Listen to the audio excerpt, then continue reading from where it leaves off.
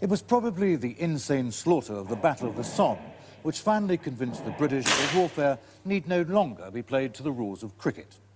Why run straight at the guns when you can infiltrate behind them? This strategic evolution produced some colourful new units. The Long-Range Desert Group, Pomsky's Private Army, the Lovett Scouts, the Cockle-Shell Heroes, and the SAS. There was little emphasis on burnished badges or glittering toe caps. The premiums were initiative, subterfuge, courage, and survival.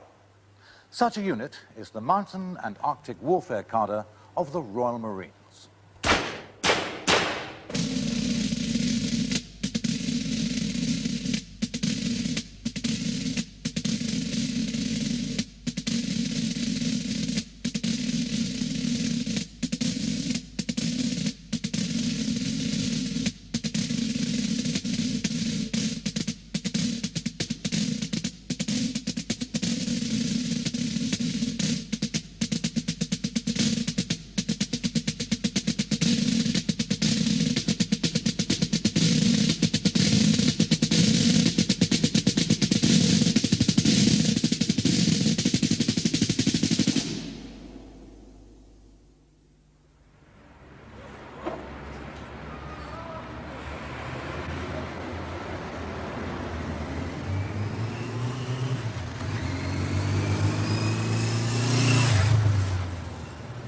It must be conceded that Captain John Lear's arrival at his office is hardly an exercise in stealth. Since the Russians monitor all these military documentaries, they might as well know from the outset that he commands the training of the Mountain and Arctic Warfare Cadre and does not like desk work.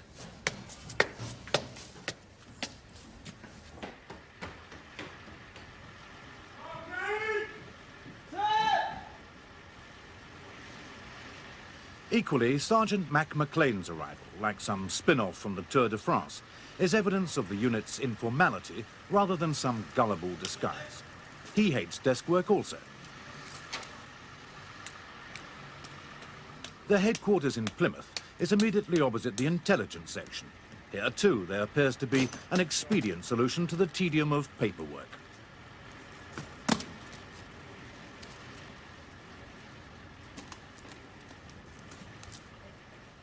All the stores are issued. They're ready to go. The coach is ordered for 0830.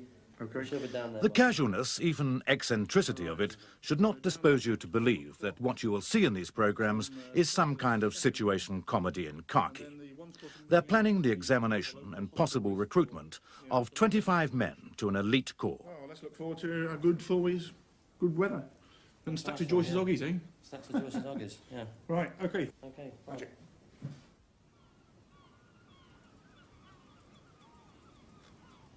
Their initiation starts here, in a village near Land's End. For some, swiftly, it will also be Journey's End.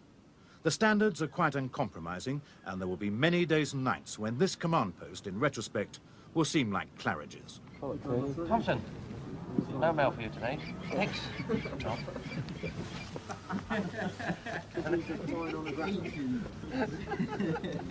Yeah, mate. When we give you these press-ups and things, obviously it's not for being bitchy or anything like that. It's just to build up your strength. Make a joke about it, because it needs to be, because you do so many, there's no good being miserable and laugh every time you do it. Okay? For the slightest little thing, I'll make you do press-ups. I'm doing with you, obviously. You can make me, if you ever catch me with my hands in my pockets, you can give me press-ups. 20 for catching me. That gives me to get you 40. The perennial punishment for offences actual or invented is the press-up. It causes no resentment. All are volunteers, men and officers from every branch of the Royal Marines, from the Special Boat Squadron, the Dutch Marines, and from the Australian SAS. All rank among the candidates is suspended. In the eyes of God and Sergeant McLean, all applicants are equal. Okay, we'll scrub around the lads' corporal bit. You're all corporals. No need to bother with it. Just say corporal or whatever. We'll scrub around the corporal, lance corporal, acting lieutenant. Okay. If it's not how the Brigade of Guards would carry on, it's because the sole function of these men is to fight in pitiless terrain in appallingly low temperatures. Okay, next climbing area.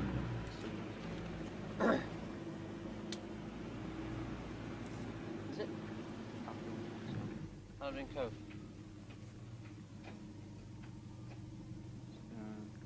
Trying to press up for hesitating. What was it? Sequence. That's right. He should have known it, shouldn't he? I mean, he's been thinking about it all weekend. Both these men, as did 21 of the 22 British candidates, saw action in the Falklands. While here that experience now counts for nothing, there are certainly no rules about them being opinionated. There are times, not just, I won't just say places like Northern Ireland and the Falkland Islands, when you are dealing with people's lives. Probably more so in this qualification we're going for now, the ML's course. You make the wrong decision and people can and will die. And I think that doesn't come across to the average man in the street. He thinks a serviceman is someone who, as Digger said, has got all the creature comforts. Every now and again he'd go and does his bit. And most of the time he's a drunken lout who makes the most of the time he's got off, basically. And is generally not a nice person to know. And it's just not true. Everybody has the part to play. It's a classic example. 1 minute you can be the most obnoxious bunch of cretins on God's earth, and then an incident somewhere in the world blows up you have to go to and sort out, and you become hand slapping, back slapping, thigh slapping, the best bunch of kiddies we could ever have. Well done, boys. You know, you've done your bit once again. We're proud to be British and all that. It rankles a bit sometimes. So when you come back, you become the brutal and licentious. Well, that's right. Within weeks of coming back from Northern Ireland or the Falklands or anywhere, all it takes is one small incident in a garrison town, such as Plymouth, Arbroath, Aldershot, anywhere. And once again, you're wrecking bars and pinching cars and punishing civilians and God knows what. The British public are great people, but they have got hellish short memories. Your mascot. Well, you've had a lot of bad luck with mascots. And it started off, if I remember correctly, in the selection course, where I gave you a snoot, in actual fact was a salamander, and it mysteriously disappeared or died. I've yet to find out what happened to it. Although when the course finished it was perfectly okay, but then when we got back down here in September, it had died. That was the newt. Then I gave you a frog, which didn't even have a name, because you only had it 2 hours, and that died. Then we had a black beetle, which I do believe last Saturday someone ate. I'm determined that you should have a mascot. So what I've done, at great expense, is got you a peregrine falcon. The reason I've got this type of bird is because it needs to be tough, because all the mascots in the past have died under your care. But this one, being a fighting bird, will not die. Right, lads. A peregrine falcon. Steady. Training manual. Like, there's a training manual here for it. I want to see it sort of bringing down meat off the hoof within a week. Okay. Who's duty student? Obviously, it's the mating call of the falcon, so watch out, boys. Who's duty? Right, Corporal Kostelik. It's all yours. Remember, you need the glove. Be careful, because you need your fingers and that for climbing. I don't want it seen off. And it needs a name by 12 o'clock. I like the course.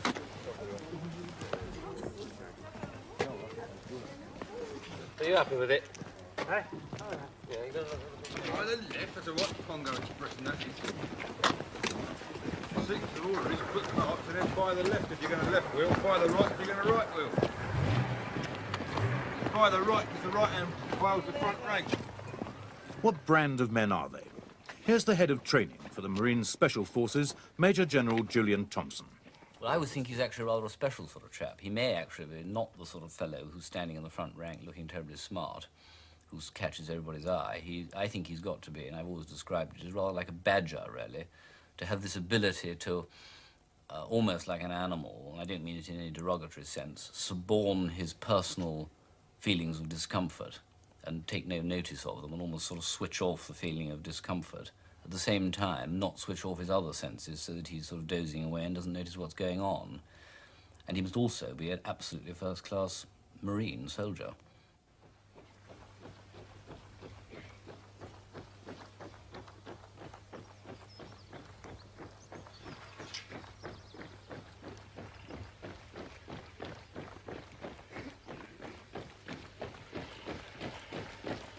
All right, when I say go, when I see the last man down in the transport, stand by, go!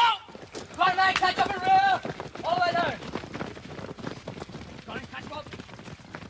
By definition, the mountain and Arctic warfare Cadre doesn't attract too many vertigo sufferers, but even so, 23 of the 25 have never climbed before. Their testing ground is here, the jagged promontories of Land's End. These may be mere nursery slopes compared with what lies ahead, but they still face an initiation test calculated to sort out the likes of you and me from the likes of them. Okay, lads, what we're going to do this afternoon now is the thing that you've all been psyched up for all week is the Land's End long jump. And really there is nothing to it, nothing to get exaggerated about. We used to do it as part of the cliff top run. We used to run down from Logan's Rock right round here in running kit, just the first bloke across jumps it and everybody follow the leader. If you do by some chance miss, Sergeant Brown will catch you, that's what he's there for.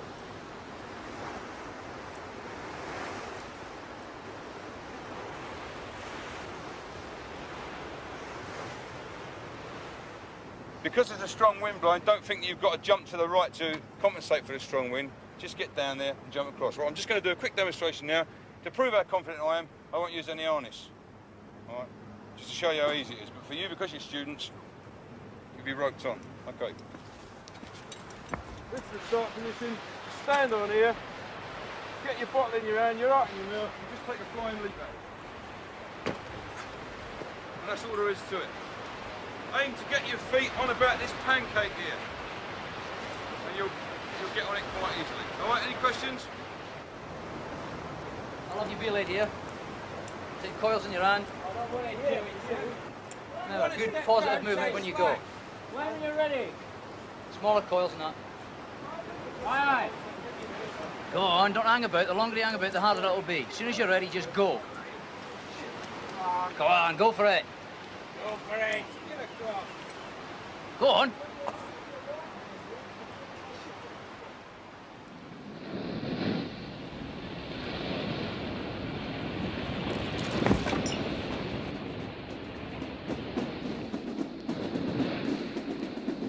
The deal is brutally frank. It is to establish nerve. They either leap the gap 270 feet above the rocks, or their new career stops right here.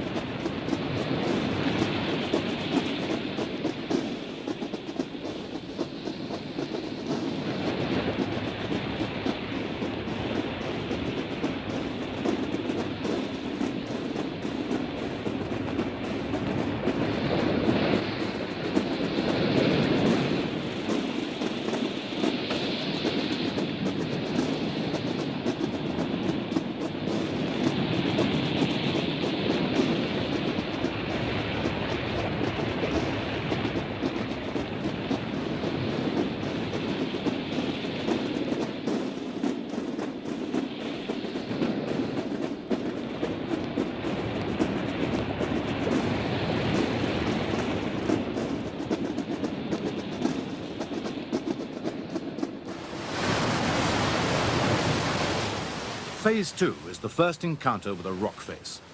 Many of these men are experienced parachutists, but the challenge here is entirely different. I remember sort of getting halfway and freezing. I was thinking, what am I doing here? And I reached for this hold, and I felt myself starting to go. And I just managed to get it.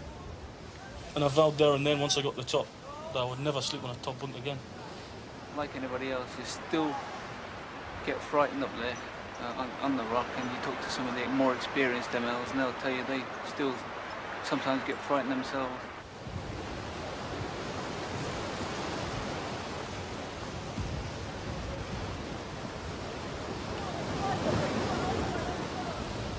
What do you think of the climbing? Do you have any problems? Yeah. I fell off the demo route the first time. You fell off the demonstration route you were doing? Yes, sir. Not the demo route. That's something different which will fall off at a later stage. What have you done this morning so far? The top hats are over there. Okay, what do you think of that? It was quite difficult on the actual overhang. How do you feel about it? You shit yourself? Oh. Okay, good. Well, I'll be talking to you some other time as well. I guarantee I'll be watching you a lot. All right? Good. In fact, little more watching was necessary. There's no stigma about being returned to your unit for attempting what few sane people would have attempted in the first place. The man failed honourably because he couldn't handle the challenge of a vertical rock face. He wasn't alone in that. Basically, because we're climbing the day at Besigren, and I felt uneasy all the climbs, the 2 climbs that I did at Besigren. I didn't feel at all at ease on them. And we did Commando Ridge, and I started to get a bit terrified in Commando Ridge. And I thought about it at night, and I thought, well, the climbing wasn't for me, and I didn't want to do it. So I come up, I seen Sam McLean in the morning, and asked to be removed off the course. And then he told me no, and think about it. And I thought about it more and more, and the more I thought about it, the more I was scared to go back on the rock. And then he took me away, and he took me on some problems. He started me off on the problems again, going back to square one again, just starting off. We come up on the problems. At the end of the day, I felt really great. I got my confidence back in myself, and then climbing on the rock. So I decided to change my mind, stay on the course. I think I've done it now. I think that I'll be able to go and I'll be able to climb the rock now. It takes a lot of courage, though, to also admit that you don't want to do it. That was the biggest part, was admitting that I didn't want to do it. I didn't want to do that, but I felt that I had to. Next week, we'll put him with either myself or Sergeant Major, and we'll nurse him through, probably not quite so fast as the other people, until we think that he's got his confidence then. And towards the end of the week, we'll start giving him more exposure when his confidence comes, and we'll know when it does or not. And I think probably it'll be okay, no problem at all. But there was a problem. He didn't make it either. The criteria at this stage are absolute. A harsh decision now can save lives later. On the 5th day, a 3rd man failed, the candidate from the Australian SAS. The 3rd person didn't attend the selection course. He's come from a faraway country. But once again, I think it's his major problem is his physical fitness, his medical fitness, and his mental fitness, his mental attitude towards it. I think he could do it if he wanted to, and if he'd been a bit fitter. He'd have no problems at all. I don't know how much he's using his medical problems as an excuse to get off the course, but he has used it. He said that he has got problems, so tomorrow obviously I'm going to have to make some rather quick telephone calls to some fairly senior people and see what's going to be done about him. At the end of the week, and each week thereafter throughout this preliminary 9-month course, senior members of the Cadre assess each man's progress. It's perhaps as well that the candidates can't sue for slander. Craig. Abseiling, he wanted me to allow him to take 20 feet of slack and then jump out the chopper because he wasn't getting a good start off. We're thinking of electing him the most ugly man of the ML2's course.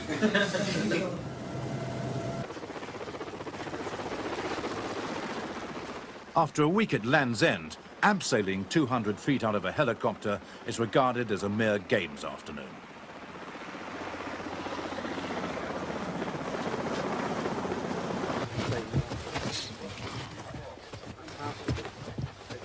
You're now training to be instructor. You'll have to show a bad example, okay? 20. Admonishments are frequent. The most punitive punishment remains the press-up. You should know this from being at Lumsden. 20 sit-ups. What is this? Legion, eh? That's not part of your uniform. 20. There's no barrack square bawling. It's all done with almost courteous restraint.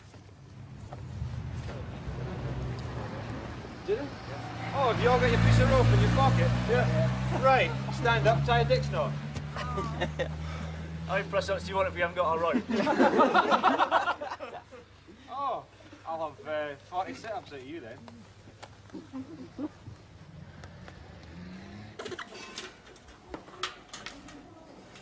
It seems unlikely that any of God's creatures would actually volunteer to become the Cadre's mascot.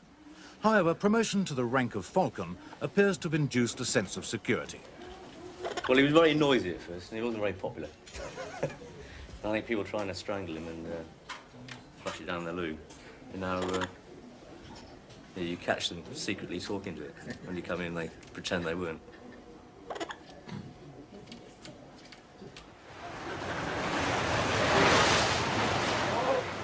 Penny Pool, at other times, is a Cornish beauty spot well known to poets and artists. The only artistry demanded of a Marine commando here is that he should traverse this Atlantic cauldron without falling in.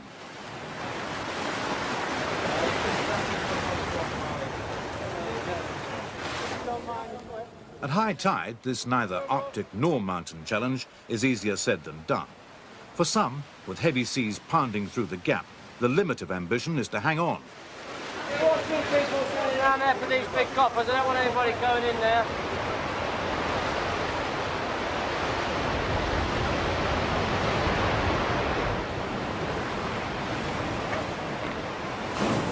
Just unclip that, somebody up there.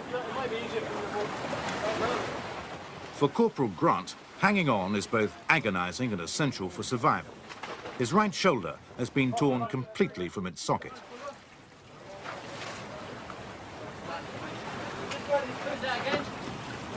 Where's he reaching? Where's the dock? Get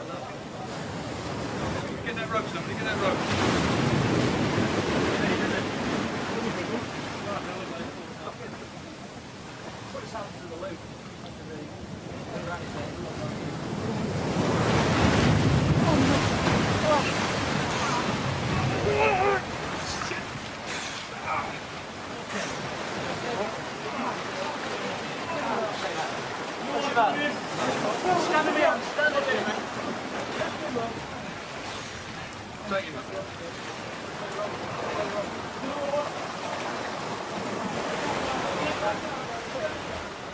One man safe, but now his rescuers must save themselves. There are actually 3 men there somewhere in the water.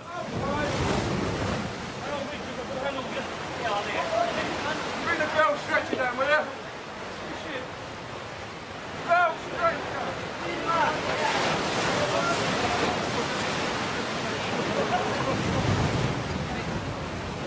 Where do you want it? Where do you want it?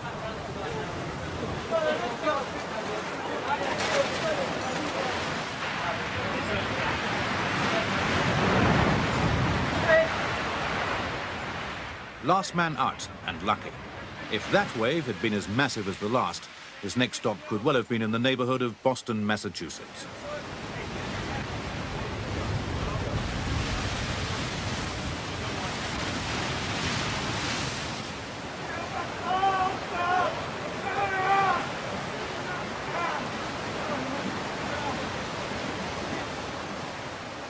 Probably quite fortunate that I got the rope round the guy that was injured, and Chris and the other guys jumped in, which tended to jam the whole zone up.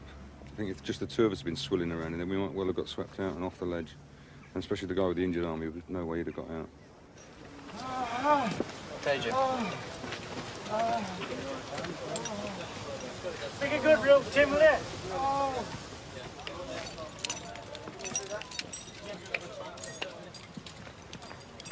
But you thought your time had come, didn't you, there? Yeah, I did for a while. I was in that cave, yeah. There didn't seem to be much happening in the way of getting me back out again. When was the last time that you thought you weren't going to live to see the following day? As I took a bullet through the chest, I think it was the last time. Okay, still got another hour's work left. Everyone about being a bit wet, carry on with the problem. Well done all the 2 scores and those that went in. OK, you've got another hour's work left. There are no concessions. It isn't that sort of club. It was unfortunate. The sea was running a bit high, but Lance Corporal Grant, unfortunately, just happened to come off after he'd done the problem. He came off, his hand was left in there.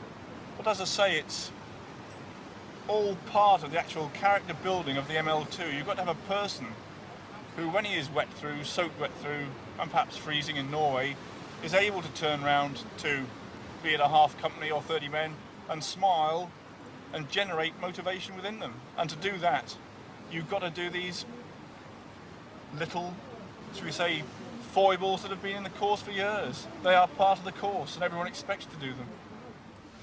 Here are some more of the Cadre's little foibles. Come on, stand up!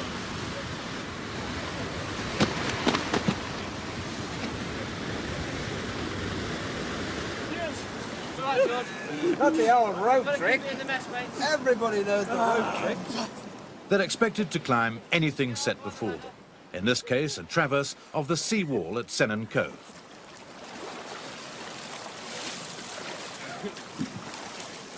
I don't want to see anybody dry.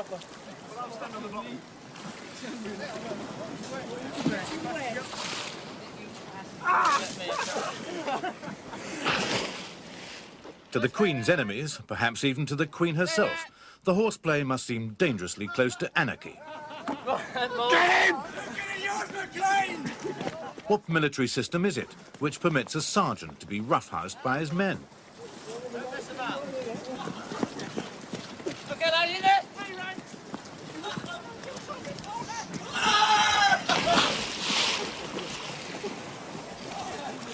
You're getting tired. Your feet are slipping off. The winds are coming. Next, they steal the keys of the instructor's transport.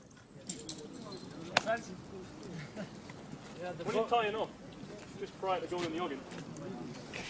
Okay, that's good. Sorry, lads.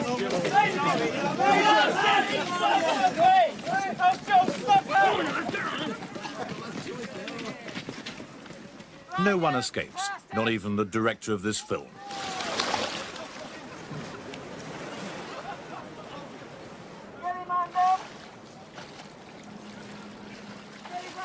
But the skylarking can be switched off in an instant. Sunset heralds the next stage in the curriculum. After just 1 month on course, they take to scaling cliffs in darkness. Right, what I want to do now is confirm with you again the climbs you're actually going to do. Corporal Dale, you're on corner climb. Corporal Mills, staircase. Corporal Craig, corner climb. Lieutenant Smith, banana flakes. Yes. And Corporal Nash, main face. You sure you're up to it, Nash? Okay, and on completion of this brief, what I want is no smoking, no talking, and no lights. Is that understood?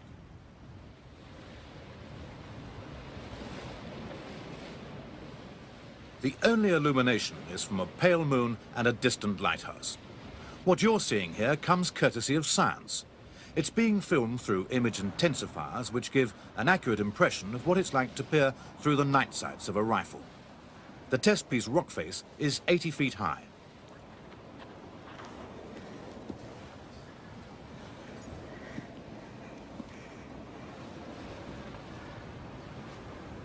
Really scary up here if you don't think about it.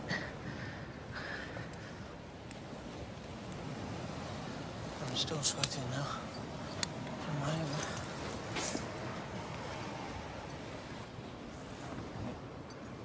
Get a bit of rubber emplacements coming down this thing. I'm doing going up some of the rocks.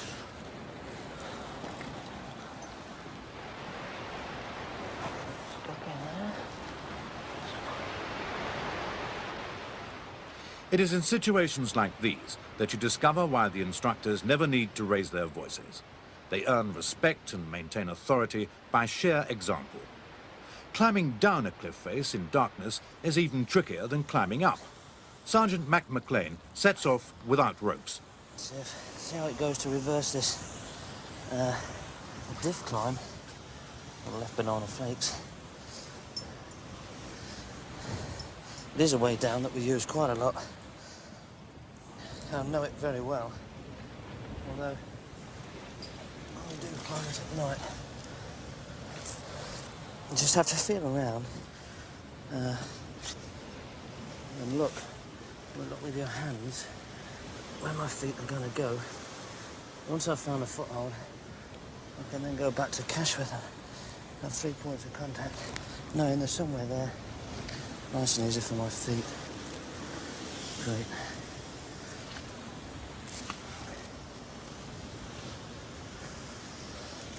It's a case of testing all the holes in the normal way. Bit of a stretch there, but not bad.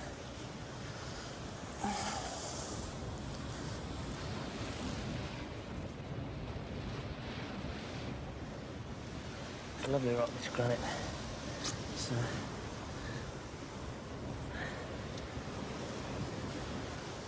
what I have to do is work my way down the outside of this rib here.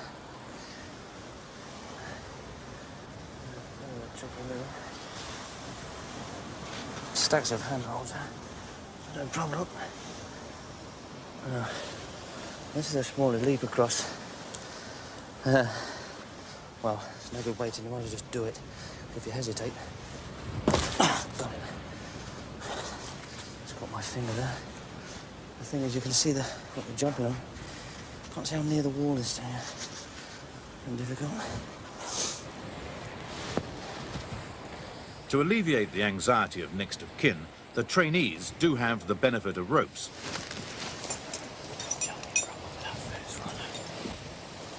No, just the ones on a belay. All your other runners fell out. All of them. Two-face, two stayed in. There's quite a big gap here. When you get to this part of the gully. So what you have to do is bridge it. Like so. It's quite easy coming down, but it's slippy. Got a bit of waterfall coming down here at the moment. That's the case now. These are the normal techniques on the field now. Nice handholds, one of them. If you don't have somewhere to put the feet, and just climb it as you would during the day, really. Let's see if I'm going to make that move there. I have to move around a bit. Things try not to scramble.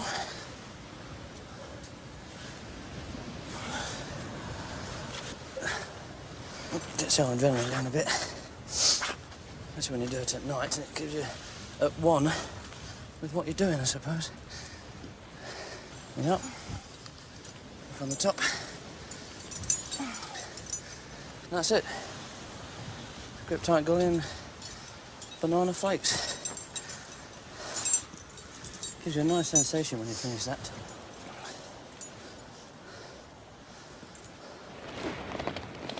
McLean is safely back up, and so, without a scratch, are all his pupils. But these are only the foothills of an Everest of training. From the cliffs of Cornwall, they now move on to an altogether different challenge in the bleak terrain of the Hebrides. There, they were set out to prove that there can be life after Egon Ronay. It's about survival behind the lines, and it's not for the squeamish.